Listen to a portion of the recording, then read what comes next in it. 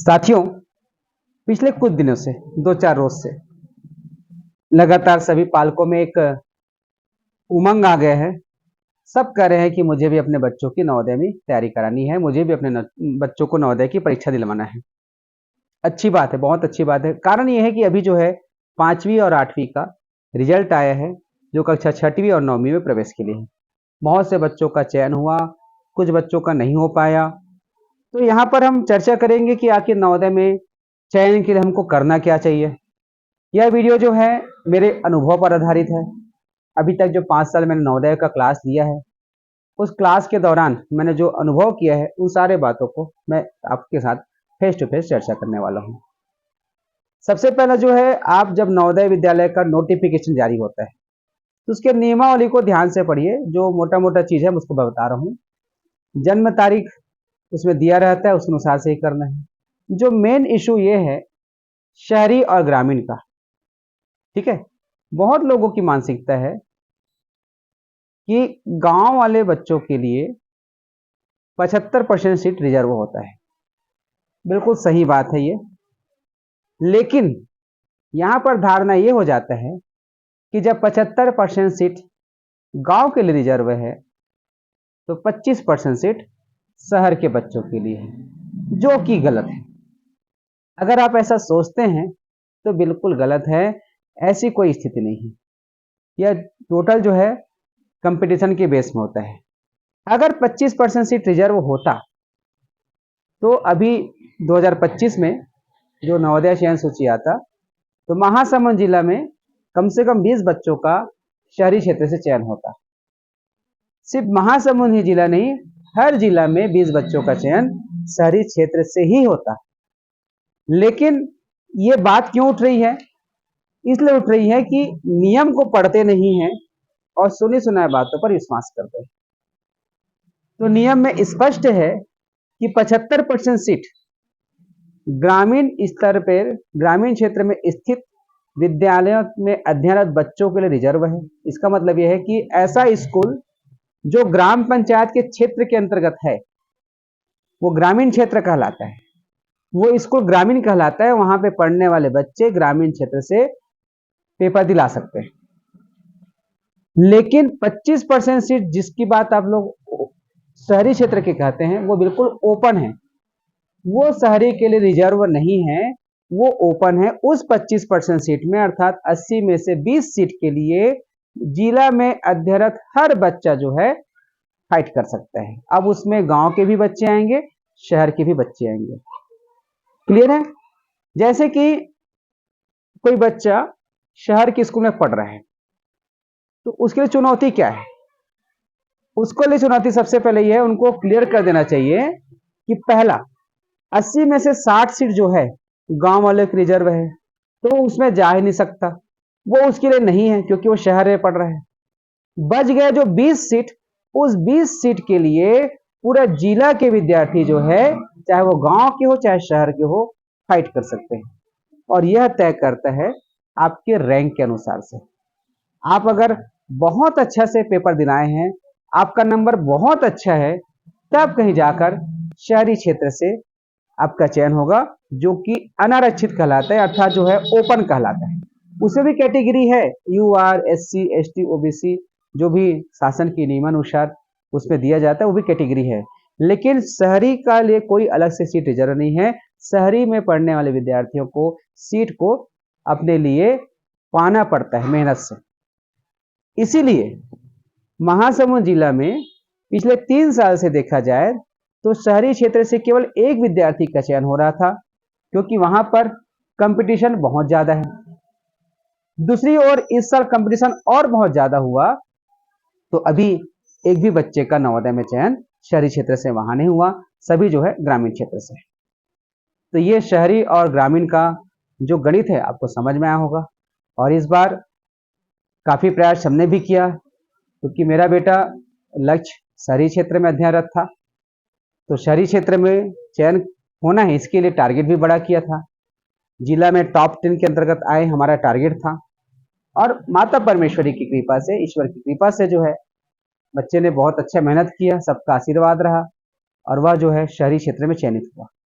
इस वीडियो को बनाने का उद्देश्य जरा भी नहीं है कि मैं अपने बेटा की तारीफ कर रहा हूँ। इस वीडियो को बनाने का उद्देश्य ही एक ही है कि ऐसे बच्चे जो शहरी क्षेत्र में रहते हैं और किसी कारण से उसका चयन नहीं हो पाता है, तो आप जो है किसी पर टीका टिप्पणी मत कीजिए। मान लीजिए कि आपने कंपटीशन में बहुत अच्छा भाग लिया, लेकिन मौका किसी और को मिल गया। ठीक है। दूसरी बात, हमने नवोदय की तैयारी के लिए बिल्कुल रणनीति के तहत काम किया और सितंबर माह में बेटा की नवोदय की तैयारी शुरू किया।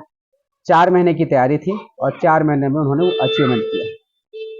अभी मैं नवोदय की तैयारी फिर से कराने वाला हूँ इस चैनल में। तो जो बच्चे नवोदय की तैयारी करना चाहते हैं उसमें इस चैनल से जुड़े रहिएगा। थोड़ा सा क्लास विलंब हो रहा है इस कारण, क्योंकि अभी हाल ही में रिजल्ट आया और रिजल्ट आने के बाद अभी एडमिशन का दौर चल रहा है, मैं भी उसमें व्यस्त हूँ। तो उसके बाद सारे सब चीज़ एडमिशन हो जाएगा, बेटा नवोदय विद्यालय पढ़ने के लिए चला जाएगा, उसके बाद मैं क्लास शुरू करूँगा। एक और चीज़, मेरे पास कक्षा दूसरी तीसरी पढ़ने वाले पालकों का भी फ़ोन आता है, बोलते हैं कि मैं अपने बेटा को नवोदय की तैयारी कराना चाहता हूँ, अभी क्लास 2 में है, क्लास 3 में है, तो कैसे तैयारी कराऊँ। तो देखिए, उसके लिए आपको ज़्यादा भागम भाग करने की आवश्यकता नहीं है। गणित का बेसिक पढ़ाइए और रोज़ एक कहानी पढ़ाइए। अभी आप लोग देखे होंगे इसी चैनल में मैंने 2 वीडियो पोस्ट की है उज्जवल के साथ। लक्ष्य तो नवोदय चले गया जाएगा, उज्जवल के साथ मेरा 1-2 वीडियो भी आया है। उस वीडियो में ध्यान से देखना, छोटी सी कहानी है, उस कहानी पर उसके साथ चर्चा कर रहा हूँ। कभी मैं कहानी सुनाता हूँ, कभी वो बच्चा कहानी सुनाता है।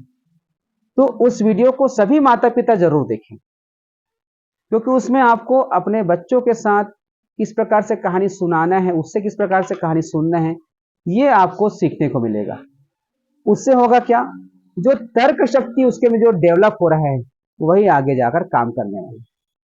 तो आप सभी इस चैनल से जुड़े रहिएगा, क्योंकि हम यहाँ पर बिल्कुल कोई तामझाम नहीं, कोई ज़्यादा बैकग्राउंड नहीं, सिंपल से आपके घर में जैसा व्यवस्था है हम भी अपने घर में जैसे व्यवस्था है उसी प्रकार से क्लास लेते हैं।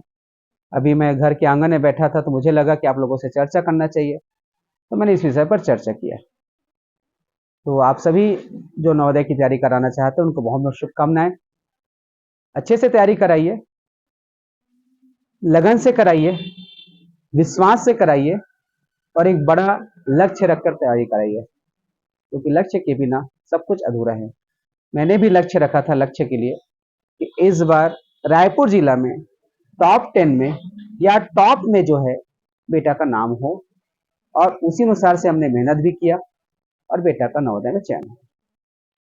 तो जब हम बड़े लक्ष्य को अपने साथ रखते हैं तो निश्चित तौर पर उसके लिए हम काम करते हैं। लक्ष्य के संबंध में एक और चीज कहना चाहूंगा, आप जब पढ़ रहे थे सोचिए, एक ही कक्षा में कुछ बच्चे जो है अच्छा परसेंट लाते हैं, कोई बच्चा फर्स्ट डिवीजन लाता है, कोई ले दे करके पास होता है, और ले दे के मतलब एकदम किनारे में बॉर्डर लाइन में जाकर के, और कोई तो फेल हो जाता है। खैर आजकल तो फेल नहीं होते, लेकिन वो खींच कर पास करना, वो पास करना नहीं है, वो सिस्टम के नाम से है। ऐसा क्यों होता है, टीचर तो एक ही है, क्या ऐसा कारण हुआ कि रिजल्ट अलग अलग आया। एक्चुअल में होता है मानसिकता। जो बच्चा टॉप करता है वो क्लास में पहले दिन से ही तय कर लेता है कि मुझे इस साल कक्षा में नंबर 1 आना है। तो उसकी जो सोच होती है बिल्कुल हाई लेवल पे रहती है, उसकी तैयारी पूरा हाई लेवल पे रहता है, और होता यह है कि उसका पूरा सोच किस पे काम कर रहा है, फर्स्ट आने पर, टॉप में आने पर।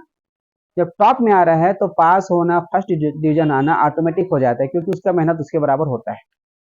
जो 100% के लिए सोचता है वो 90% तो लाता जरूर है। कुछ ऐसे बच्चे जो केवल ये सोचते हैं कि मैं फर्स्ट डिवीजन ले आऊं, 60% ले आऊं, तो बड़ी मुश्किल से 60% तक जाता है, क्योंकि उसकी तैयारी केवल 60% के लायक होता है। वो अपना माइंड सेट कर लेता है मुझे तो फर्स्ट डिवीजन बस आना है, इतना बस पढ़ना है। और जो यह सोचता है कि मुझे पास हो जाना है, तो वो शुरू में पढ़ता ही नहीं, क्योंकि ऐसा लगता है उनको मैं तो पास तो हो जाऊंगा आखिरी आखिरी में पढ़ के। तो सेम यही चीज है, आप अगर अपना लक्ष्य बड़ा रखोगे तो उसको पाने के लिए बड़ा मेहनत करोगे, और बड़ा मेहनत करोगे तो निश्चित तौर पर उस लक्ष्य के आसपास की सफलता जरूर प्राप्त करोगे। यही मेरी शुभकामना है, यही मेरा मूल मंत्र है। तो आप जो है नवोदय की तैयारी हो चाहे किसी भी की तैयारी, बड़ा लक्ष्य रखिए, आपको वो चीज मिलने वाला है। तो जुड़े रहिएगा उज्जवल लक्ष्य यूट्यूब चैनल से। आपको अभी का मेरा ये चर्चा कैसा लगा कमेंट करके ज़रूर बताइएगा। अगर आपको अच्छा लगेगा तो और मैं अपने अनुभव को ऐसी खुले जगह पे बैठ के आपके साथ चर्चा करूँगा। अभी देख सकते हो मैं घर के आंगन में बैठा हूँ, घर के छोटा सा गार्डन है वहाँ पे बैठा हूँ, है ना? क्यारियों लगा हुआ गमले में। तो आप इस पर भी कमेंट कर सकते हैं कि ये जो नेचुरल लुक है आपको कैसा लग रहा है? क्योंकि मैं भी कई बार प्रयोग करते रहता हूँ, आप लोगों को अच्छा लगे ऐसा करके। अगर ये अच्छा लग रहा है तो बिल्कुल इसी में हम चर्चा करेंगे। शाम की चर्चा है, कभी सुबह की चर्चा कर लेंगे, कभी शाम की चर्चा कर लेंगे, ठीक है? और किसी को मुझसे बात करना होगा तो मेरा नंबर लिख लीजिए 9827691704। नमस्कार।